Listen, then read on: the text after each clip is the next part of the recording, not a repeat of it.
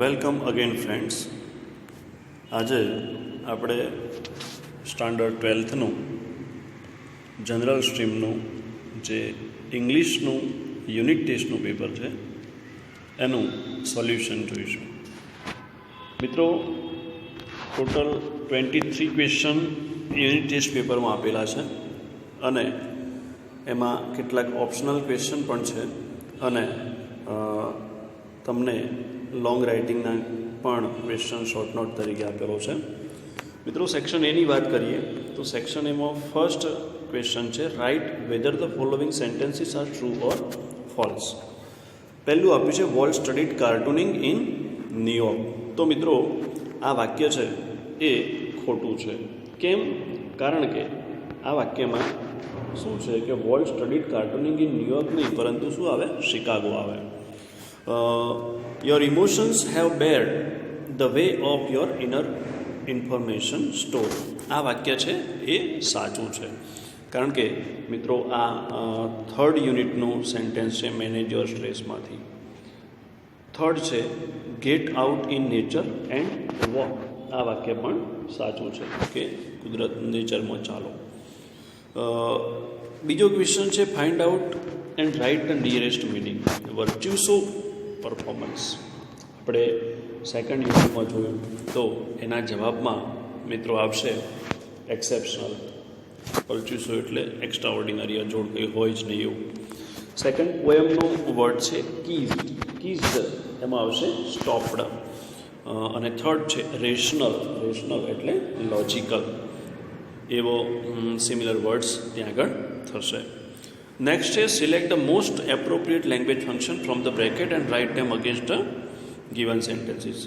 બ્રેકેટમાં 3 ફંક્શનના નામ આપેલા છે, શોઈંગ રિઝલ્ટ, એક્સપ્રેસિંગ પર્પઝ અને expressing contrast. She works very hard so that she can score good marks. તો શી વર્ક્સ વેરી હાર્ડ, આમાં જે ફંક્શન આવશે સો ધેટ અંદર આપેલું છે, એટલે આ છે એ એક્સપ્રેસિંગ પર્પઝ છે. પર્પઝ કેવી રીતે હોઈ શકે મિત્રો? કારણ કે in order to, with a view to, so that, in order that, to અને ફોર, એ શબ્દો પર્પઝ સૂચવે છે. આ સો ધેટ શબ્દ પરથી આપણને એની ખબર પડે છે. 8મું સેન્ટેન્સ છે, in spite of being strong he can not win the game. અહીંયા આગળ શબ્દ આપ્યો છે ઇન્સ્પાઇટ ઓફ, અને ઇન્સ્પાઇટ ઓફ શબ્દ એ એક્સપ્રેસિંગ કોન્ટ્રાસ્ટ ફંક્શનમાં આવે છે, તો એમાં કોન્ટ્રાસ્ટ આવશે. અને 9મું સેન્ટેન્સ છે, Vipul was too slow to catch a bus. અહીંયા આગળ જોયું કે આપણે ટુ અને ટુ એટલે આપણો શોઈંગ રિઝલ્ટ બનશે. મિત્રો, એના પછી છે રિસ્પોન્સ લખવાના છે. Mother said what would you like to have four breakfast, અને તેમાં લખ્યું છે અલ્ટરનેટિવ ચોઇસ. અલ્ટરનેટિવ ચોઇસ એટલે અલ્ટરનેટિવ ચોઇસમાં શું હોઈ શકે? આઈધર ઓર અથવા નાઈધર નોર. તો અહીંયા આગળ શબ્દ આપેલો છે આઈધર ઓર અથવા નાઈધર નોર, એટલે આપણો જવાબ છે એ બી આવશે. એના પછી નેક્સ્ટ છે કે Reena, how does she speaks English, અને લખ્યું છે સપોઝિશન. સપોઝિશન એટલે સપોઝિશનમાં એઝ ઇફ આવવું જોઈએ, અને એઝ ઇફ એ આપણે અહીંયા આગળ જોઈ શકીએ છીએ કે એઝ ઇફ ક્યાં આગળ આપેલું છે, કયામાં આપેલું છે? તો એઝ ઇફ સાથે શું હોવું જોઈએ? શી વર. ઓપ્શન સી જુઓ, she speaks English as if she were European. તો આનો આપણો જવાબ આવશે એ સી હશે, કારણ કે એમાં એઝ ઇફ અને શી વર પણ છે. તો મિત્રો, એના પછી નેક્સ્ટ છે, select the most appropriate question two gate underline words or phrase as there answers. પહેલું આપ્યું છે, વોલ્ટ નેવર લોસ્ટ હિઝ લવ ફોર ટ્રેન્સ, અને અંડરલાઇન કરેલી છે કે હિઝ લવ ફોર ટ્રેન. તો જવાબ વોટથી બનશે. ભૂતકાળનું વાક્ય છે એટલે વોટ સાથે ડીડ આવશે, અને વોટ ડીડવાળું એક જ વાક્ય છે એટલે ત્યાં આગળ બી જવાબ આવશે. 13મું છે, error is a common problem. Error is a common problem, એનો જવાબ પણ સી છે. What is a common problem એ આવશે.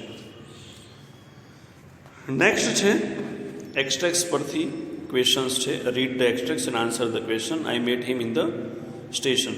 વોલ્ટવાળા પાર્ટનો એટલે કે અનફોર્ગેટેબલ વોલ્ટ ડિઝની એ યુનિટમાંથી આ પેરેગ્રાફ લેવામાં આવ્યો છે. પ્રશ્ન આપ્યો છે, વોટ વોઝ વોલ્ટ કેરિંગ.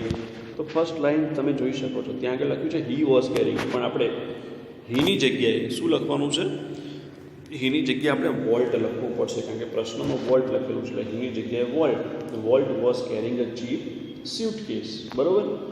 એટલું જ લખવાનું છે. પછી આગળ that contained all his belonging ન લખો તો પણ ચાલે. શું લઈને આવ્યો હતો એટલો જ પ્રશ્ન આપણને પૂછ્યો છે. નેક્સ્ટ છે how did volt start business.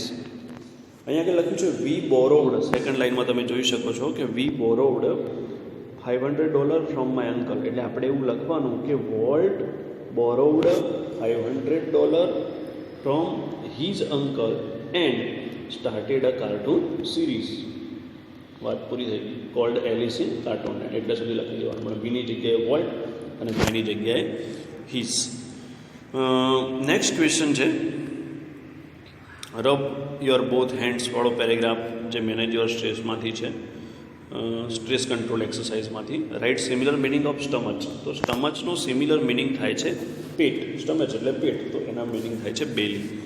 Vote should one do to create energy. સીધું પહેલી જ લાઈન આપી છે રબ યોર બોથ હેન્ડ, પરંતુ જવાબ કેવી રીતે આપીશું? આપણે વનથી શરૂ કરીશું કે one should rub both one's hand together for a moment to create energy. વનથી શરૂ થશે. One should rub both one's hands together for a moment to create energy. એના પછી નેક્સ્ટ છે માઇન્ડ, ઇમોશન્સ અને બોડીવાળો પેરેગ્રાફ આપેલો છે. What are closely related, how do they work. પહેલી જ લાઈન જુઓ, mind, emotion and body are closely related. બરાબર, ક્લોઝલી રિલેટેડ. અહીંયા આગળ ઇન્ટરલિંક્ડ આપેલું છે, બેનો સિમિલર મિનિંગ જ છે. હાઉ ડુ ધે વર્ક, તો ધે બીજું વાક્ય એ રીતે લખવાનું. પહેલું વાક્ય આખું પૂરું થઈ ગયું આપણું કે વોટ આર ક્લોઝલી રિલેટેડ. તો mind, emotion and body are closely related. અને બીજો પ્રશ્ન છે કે હાઉ ડુ ધે વર્ક. તો ધે વર્ક અહીં લખ્યું છે ઓલવેઝ વર્ક ટુગેધર. તો તે always work together. What do you mean by mental ability. તો mental abilities mean mental capacity. આપણે આટલો જ જવાબ લખવાનો છે, મેન્ટલ કેપેસિટી. મેન્ટલ એબિલિટી એટલે મેન્ટલ કેપેસિટી. નેક્સ્ટ છે પોએમ પરથી ક્વેશ્ચન આન્સર છે, અને લખ્યું છે આઈ વોઝ પેશનર ઓફ સ્વોર્ડ, એટલે શેપ નામની પોએમ છે. એનો પ્રશ્ન છે વોટ વોઝ ધ પોએટ. તો આપણે લખવાનું છે કે the poet was a fashioner of swords. What did the poet decide to be. છેલ્લી લાઈનમાં poet decided to be the sword અને give 2 pairs of rhyming word. તો આપણે લખી શકીએ ગોન, શોન અને લોર્ડ અને સ્વોર્ડ. વાત પૂરી થઈ જાય. છેલ્લો ક્વેશ્ચન છે, શોર્ટ નોટ છે, વોલ્ટ અ ક્રિએટિવ મેન. હવે જ્યારે શોર્ટ નોટ લખતા હોઈએ ત્યારે આપેલા પોઈન્ટ્સ અથવા તો જે ક્વેશ્ચન છે એના પર આપણે ખાસ ફોકસ કરવાનું છે.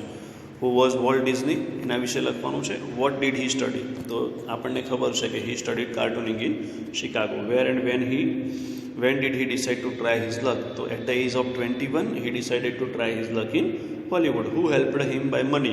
તો his uncle Mike helped him by money.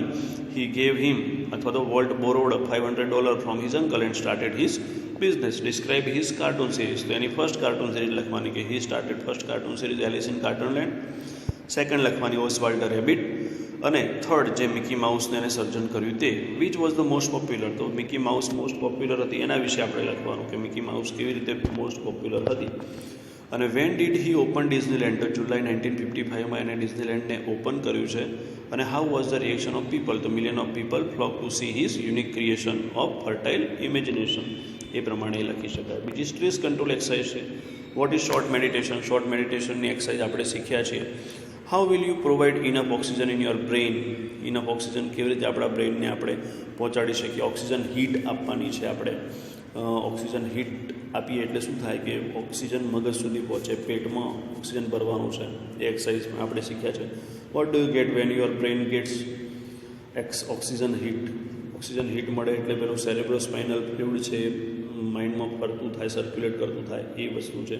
Vote is the crown pull technique, પછી પેલી ક્રાઉન પુલ માથામાં જેમ ઓળવતા હોઈએ એમ આપણે આંગળીઓના ટેરવાથી મસાજ કરવાનું છે, વેન ઇટ ઇઝ યુઝડ, અને describe the crown pull technique, crown pull ટેકનિકને ત્યાં આગળ ડિસ્ક્રાઇબ કરવાનું છે. તો મિત્રો આ પ્રમાણે આખું પેપર છે એને કમ્પ્લીટ કરી શકાય. Thank you very